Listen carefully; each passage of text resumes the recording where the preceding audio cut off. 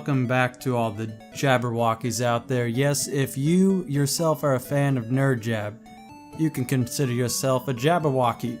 Today we're going to be doing a Pokemon Online TCG unboxing, about 49 BREAKpoint boosties here.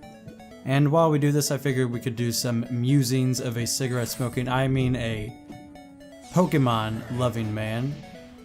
We can reminisce through all the 20 years Pokemon has been on this good green earth with us. Look, Bayleaf, good green earth, there he is. So the first rare card we have, Garchomp. Moving on! So it's no secret to anybody that Pokemon will be celebrating its 20th anniversary in a couple of days on the 27th. I would like to share some of my favorite memories of Pokemon if people want to listen to that. If not, you don't have to. There's plenty of other good content on this channel and throughout YouTube sprinkled here and there. Manaphy EX, look at him. Most of you have probably already seen these cards. I know Brandon's done a couple booster pack openings before. Suicune. 20 years ago, so about probably 19 years ago when I first played Pokemon, we've been Pokemon Red version. I've been out for about a year.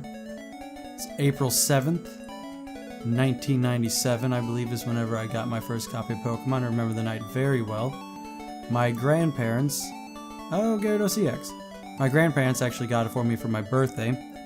And I knew nothing about Pokemon at the time except that I knew I had to have it.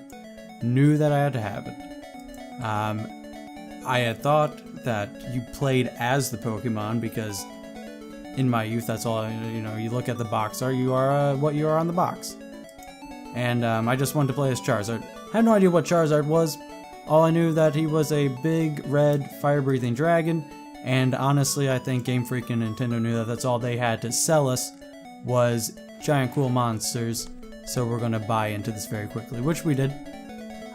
Whenever I had unwrapped the present, I started talking to my entire family as if I knew what Pokemon was. I was telling them that, oh yeah, you run around dungeons and you play as this dragon here, and this dragon's really cool and it's really powerful and flies around. I didn't even really watch the Pokemon anime that much when I was a kid, when it first came out, because we didn't really have access to real TV. We lived in the middle of nowhere. And I had only seen bits and pieces of like the commercials going on at the time. And I knew that I saw like Ash falling from the sky and he landed on the back of a Charizard, which would actually be the fossil Pokemon episode where Charmeleon evolved into a Charizard, and he evolved into Charizard to take flight after an Aerodactyl that had been awakened by an explosion caused by Team Rocket, I believe. And that's the only exposure I really had to Pokemon outside of seeing the commercials. But I got the game and made up what the game was in my head to its entirety. And I gotta say, I'm really glad that I wasn't the one who created Pokemon, because the game that I'd played that night was way better than what I could have possibly imagined it to have been. I, at first, was making things up to my family as I went along and played, like, yeah, right now he's a Charmander, he eventually turns into Charizard.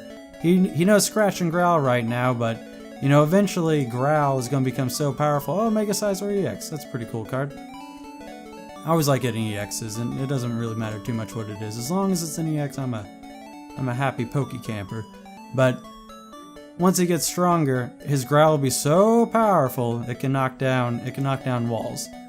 Yeah, I knew nothing what I was getting myself into. I had no idea what Growl was, but I didn't care because I had Pokemon. After they got me that present, and everyone was there to spend time with me, I was done spending time with everyone, I feel, at that point, because I was ready to lock myself in my room, which I did, and I played up until way past my bedtime that night, and I made it all the way to Misty, actually, the first night I got it. But keep in mind, I was up for literally hours and hours past my bedtime, and they still gave me the gift, and it just turned dark when they gave me the gift, so that was about, I don't know, probably 5 or 6 hours into the game at my wee age. It took me to get to Misty because I had no idea what the hell I was doing. I actually, to continue this story of my first rendezvous with Pokemon Red, I got to Misty that first night that I played hours and hours after playing, and I was stuck trying to defeat Misty for many days to come because I didn't understand the game at all. I believe my first encounter that I ever went against Misty with, my party consisted of a Charmeleon, which I had evolved at that time because that was the only Pokemon I was really using in my party at all. Charmeleon. Oh, Ho-Oh EX. I love Ho-Oh. Definitely superior to Lugia. I call Lugia the Po-Man's Ho-Oh. But only using Charmeleon because I didn't really care too much about the other ones, and I didn't understand the whole concept of leveling up, and you have to level your team evenly, and there's types and type advantages and disadvantages, and what the different, each move has a type. I didn't understand that. And I was incredibly stupid to not understand that the reason I was losing to Misty was because my beloved Charmeleon was very weak to her horribly powerful Starmie. And fire does not beat water. But it was Charmeleon, Pidgey, Zubat. Gotta love Zubat. And I made the very wise purchase, and I was not swindled in any way, purchasing a Magikarp for $500 from this very honest gentleman in the Mountain Moon Pokemon Center.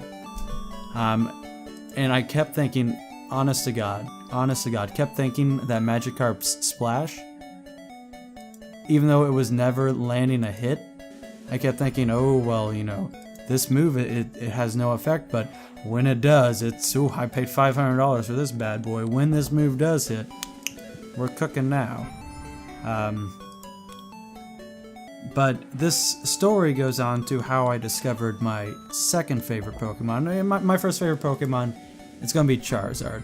But it's very common. It's not very unique for somebody to say, oh, I love Charizard, because, 75% of the Poke population, their favorite Pokemon is Charizard. But, I started playing around in the grass. I don't know if I could get past this level. I had no idea what I was doing. And I stumbled across, and I kind of started to learn that you walk through the grass, there's going to be different types of Pokemon, but there's probably going to be a lot more types than what you think. And I ran into this beloved little Pokemon. It was called Ekans. It was a snake. I was a 7-year-old kid. Snakes are cool. Snakes are still cool. Love snakes. So I caught it, and I used it, and I was using him in battles. And I was like, oh, this is kind of fun, deviating from my typical Charmeleon, fighting wild Pokemon in the grass. And as I was fighting wild Pokemon in the grass, I started to notice that, so this is how you level up. Keep in mind, I blasted my way through everything else. Somehow, I don't know really how I got through Brock as easily as I do. I think I got very, very lucky. But I didn't spend too much time fighting trainers or leveling up in the grass. I saw that occasionally I would level up, but I didn't exactly understand how EXP worked. But then I started playing around in the grass. All my Pokemon were leveling up. So I noticed the benefits of that. And then Ekans got to level 22, and it evolved into the most badass looking Cobra I'd ever seen in my life. And that's how I fell in love with Arbok. And Arbok remains my second favorite Pokemon. And I took Arbok into the gym. I was like, well, I got this pretty cool Cobra on my side. Let's see what this does. And I won handsomely, finally, after many days of trying and Espeon. Espeon, by the way, my favorite evolution. I'm not sure where it falls in my ranking, but definitely my favorite evolution.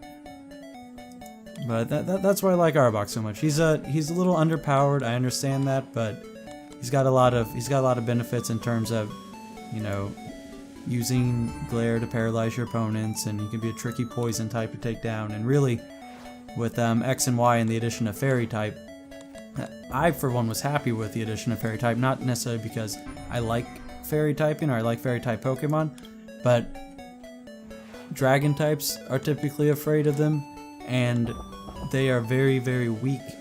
And Poison type is super effective against Fairy, because before this, Poison type was only really technically super effective against Grass type, and most of the Grass type in Gen 1, actually I think all the Grass type in Gen 1 were Grass Poison, so it really negated their ability to be super effective against any other Pokemon. So adding Fairy really brought a lot of value back to those often overlooked poison types, but poison's always been a really cool type in my mind, so brought Arbok into some relevancy. We're down to the last 4 packs here. Kind of shared my tales of my youth.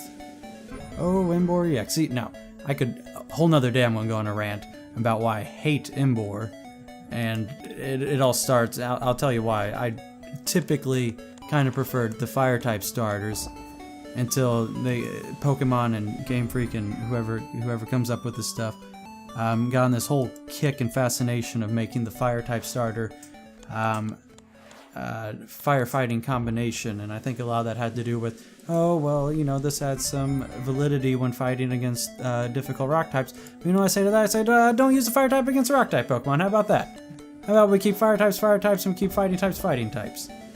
It adds value. You can learn fighting type moves, and you could, fight rock type Pokemon a lot better. But hey, you're also weak to rock type moves still, and you're getting a bunch of other weaknesses from flying and psychic Pokemon to which you would not have been weak to previously. So good on that, I guess. Well, there's all 49 packs, and you know what? We got a Ho-Oh EX, an Espeon EX, saw a Golduck Break back there, a Mega Sizar EX, so not too bad of a pull.